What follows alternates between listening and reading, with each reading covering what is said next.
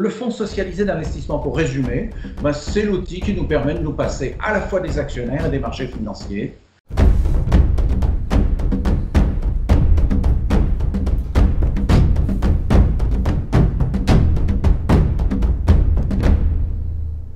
On accueille à présent Anne-Laure Desgris et Bernard Bayot pour nous pencher ensemble sur l'opportunité que représenterait la constitution d'un fonds socialisé d'investissement. C'est une idée portée par Benoît Boritz, chercheur militant en économie et cofondateur de l'association Autogestion. Le fonds socialisé d'investissement, comme son nom l'indique, c'est d'abord un fonds. Sa finalité, c'est de fournir aux banques des crédits de long et moyen terme. Et comme il s'agit d'un fonds socialisé, d'un fonds collectif, qui nous appartient à toutes et tous, sa gestion est démocratique. Et ça, c'est une rupture essentielle par rapport au monde que nous connaissons, dans lequel les investissements ne se font pas en fonction de l'orientation générale de l'économie décidée par les citoyennes et les citoyens, mais par la rentabilité des investissements. Une petite note, ce fonds, il peut servir, intégrer les fonctions d'une banque centrale ou coexister avec une banque centrale déjà existante. Alors, pour voir quels sont l'intérêt de ce fonds, je commencerai par un premier constat. Le système capitaliste, il a une tendance à raréfier les investissements, à ne réaliser que ceux qui rapportent une rentabilité et trop souvent au mépris de l'intérêt écologique et social. Il y a un deuxième constat que je ferai, c'est que, c'était votre propos introductif, il est urgent de démocratiser l'entreprise, c'est-à-dire de confier sa gestion à ses travailleurs et ses usagers, et non plus à des propriétaires qui ont apporté de l'argent et qui ont obtenu la direction. Donc ça suppose que le fonds il soit capable d'apporter sur le mode du prêt tous les financements possibles, et notamment ceux que le capital assurait précédemment, comme par exemple la recherche et développement.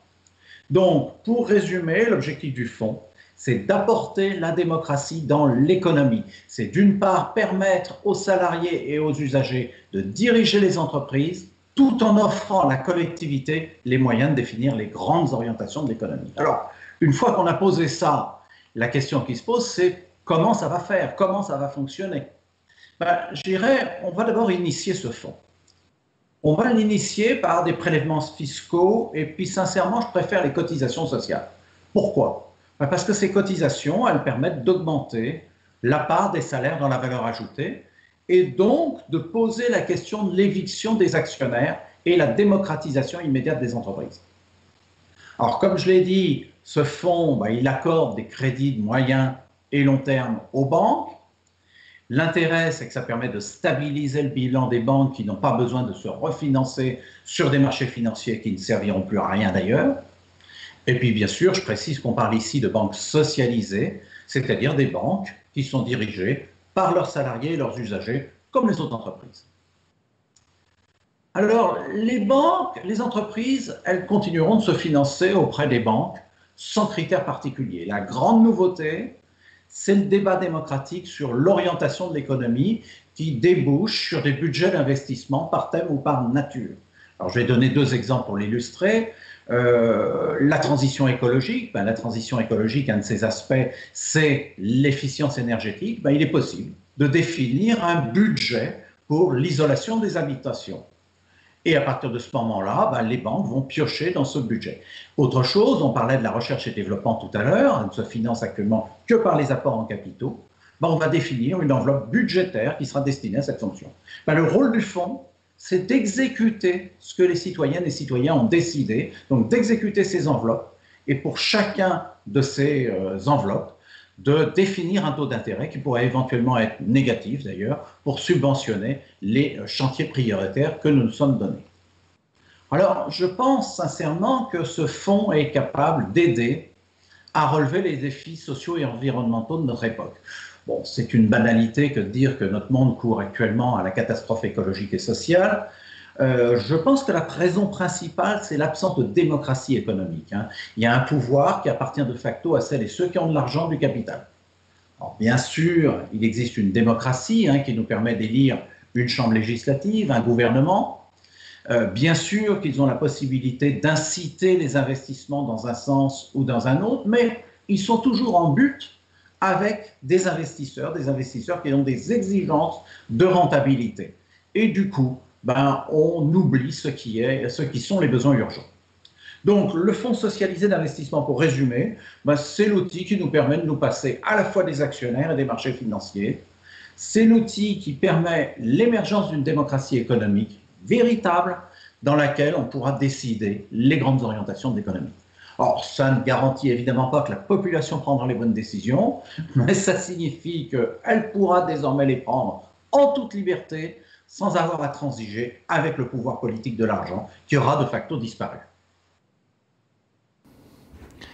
Alors maintenant, nous sommes de retour avec vous, entre autres Bernard Baillot. Vous êtes président de Newbee, cette jeune banque coopérative belge. Est-ce que Newbee pourrait servir, elle aussi, à la démocratisation des entreprises, au service des travailleurs et des citoyens? Alors, d'abord, première chose qui est importante à relever, c'est que Newbee elle-même est une entreprise démocratique, c'est-à-dire que effectivement Newbee ne se finance pas sur les marchés financiers. Je rappelle que ces derniers jours, au mois de mars, en particulier à deux jours durant, les entreprises bancaires sur les marchés boursiers ont eu des variations de plus de 15% de leur valeur en une seule journée.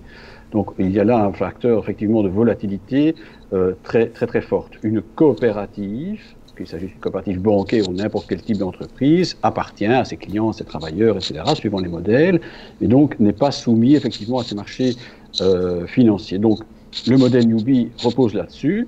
Alors, est-ce que ça veut dire qu'une banque comme Newbee ne financera à 100% que des entreprises qui fonctionnent de manière coopérative? Peut-être pas, mais en tout cas, le but, c'est en tout cas que le modèle coopératif soit le plus important possible, devienne le plus important possible dans la société. Alors, Anne-Laure Desgris, vous êtes co-dirigeante de Smart, c'est l'entreprise partagée qui accueille en son sein les projets professionnels de ses membres.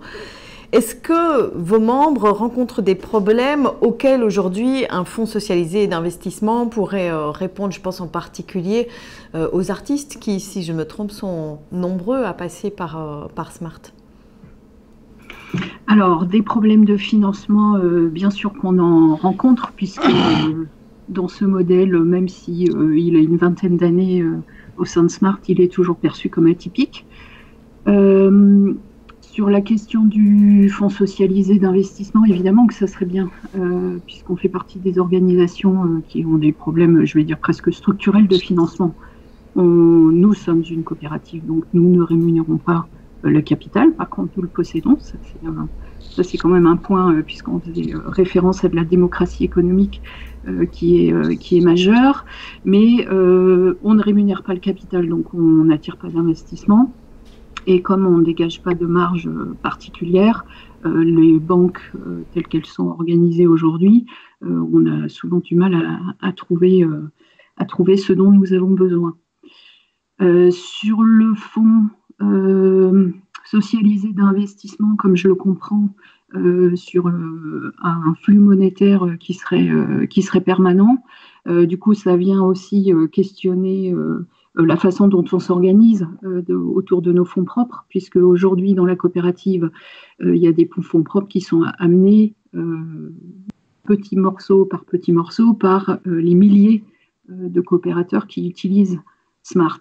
Donc du coup, dans cette représentation du modèle tel que je me le fais au sein de Smart et sur un fonds socialisé qui est inclus dans un système bancaire, je dois avouer que j'ai pas mal de questions, enfin du coup pour me projeter de façon opérationnelle, mais ceci étant, nous on est partie prenante aussi puisqu'on a par exemple participé à la levée de fonds de la banque Newbee dans ce sens, en se disant acteurs, démocratie économique, propriétaires de notre richesse travail, comment est-ce qu'on fait pour élaborer un système complexe qui nous redonnera de l'autonomie sur ces questions-là. Je me permets de revenir quand même sur cette question. On parle beaucoup et les artistes essayent de faire entendre leur voix aujourd'hui par rapport à leurs craintes. Ils sont victimes de la crise en cours, mais ils ont peur aussi de ne pas faire l'objet des mesures qui pourraient être prises dans l'idée d'une reprise économique parce que leurs métiers ne sont pas reconnus. Est-ce que vous pensez que ce type de fonds d'investissement permettrait à ce secteur mal reconnu de sortir de cette crise Oui, tout ce qui permet finalement ce qu'on a repéré autour du métier d'artiste, avec le temps et les années, on voit que ça s'applique à tout un tas de types de métiers et de ce que je vais nommer l'intermittence de l'emploi, plutôt que le statut d'intermittent qui serait attaché au métier du secteur artistique. Donc c'est beaucoup plus large, mais la figure de l'artiste est plus visible aujourd'hui. Ce qu'on a trouvé à travers l'organisation comme la coopérative Smart, c'est qu'en s'agrégeant, en mutualisant, en modélisant un modèle du grand nombre, on a réussi à accéder à des ressources capitalistiques, mais pas que, et à se faire entendre ou des pouvoirs publics ou du secteur bancaire pour des besoins de financement. Donc évidemment, la proposition telle qu'un fonds socialisé d'investissement, dès qu'on mutualise, on voit qu'on arrive à mieux repérer dans la grande masse la somme d'individus ou d'individualités qui ont des besoins. Et par rapport à la crise actuelle Covid, nous n'avons pas de crainte en tant que telle, mais par contre, nous relayons les appels du secteur artistique, mais aussi des autres secteurs de l'emploi, de cette intermittence de l'emploi, puisque effectivement, elles ne sont pas perçues dans les grandes mailles sociales ou financières de nos différents États. Et du coup, on a besoin vraiment de faire valoir, de faire entendre toutes ces voix, puisque effectivement, on a aussi des situations sociales qui peuvent être très, très dures. Voilà, alors du coup, effectivement, moi je partage tout à fait l'opinion qui vient d'être exprimée sur la nécessité de mutualiser le risque. Parce qu'en réalité, je pense que dans la proposition qui est faite, on parle de beaucoup de choses sauf du risque. Effectivement, il est essentiel qu'il y ait le choix de la part des financeurs des secteurs qu'ils souhaitent financer, en quelle proportion, avec quelles conditions, etc. Et donc toute chose qui, par exemple, est faite dans un modèle comme Newbie, de banques coopératives comme Newbie. Après, il ne faut pas oublier qu'un financement comporte du risque. Aujourd'hui, alors je n'ai pas les statistiques en tête, mais je pense que dans toutes les nouvelles entreprises en Belgique, dans les 5 premières années, je ne sais plus si c'est un tiers ou 50% des gens tombent en faillite. Et donc, du coup, la question est de savoir, n'est pas seulement de savoir, vous êtes dans un secteur qui est socialement, environnementalement acceptable, mais est-ce que votre business plan tient la route, etc. Quel niveau de risque on est prêt à prendre? Et est-ce que ça, c'est le rôle d'une banque? Chez Newbie, on dit non. On dit que c'est avant tout le dépôt de l'épargne des gens que l'on reçoit pour nous-mêmes financer l'activité économique. Et donc, ces dépôts méritent effectivement d'être gérés avec prudence. Et donc, ça veut dire qu'effectivement, une banque comme Newbie ne fait pas d'investissement, uniquement des prêts, mais que ça veut dire par conséquent qu'il faut d'autres personnes qui, elles, prennent le risque de l'entreprise, ou en tout cas prennent davantage de risques.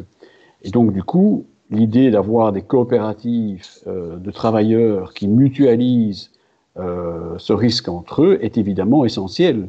Le risque, c'est que sinon, on assèche le financement. Si personne ne veut prendre le risque, vous aurez beau avoir une activité aussi belle que vous voulez sur le plan social, environnemental, s'il n'y a personne qui vous finance parce que votre activité est jugée trop risquée, ben vous ne démarrerez tout simplement pas votre projet. Donc ça, je pense que c'est un élément dont il faut tenir compte, et donc serrer les questions. Il y a la question de la prise de risque, et là la réponse est la mutualisation, et la question d'un financement prudent, et ça c'est la question des banques coopératives qui donnent des prêts. Oui, clairement, hein, sur la question du risque et ce que le modèle des coopératives de travailleurs permet, puisque de fait, on ne peut pas faire faillite quand on a une activité au sein de Smart ou d'une coopérative équivalente. L'activité peut s'arrêter, mais il n'y a pas de faillite puisqu'elle est encapsulée dans un système qui permet d'amortir cette fin d'activité ou de couvrir un impayé, enfin différents éléments. Donc je trouve que c'est très vertueux et en écho de ce que vient de partager Bernard.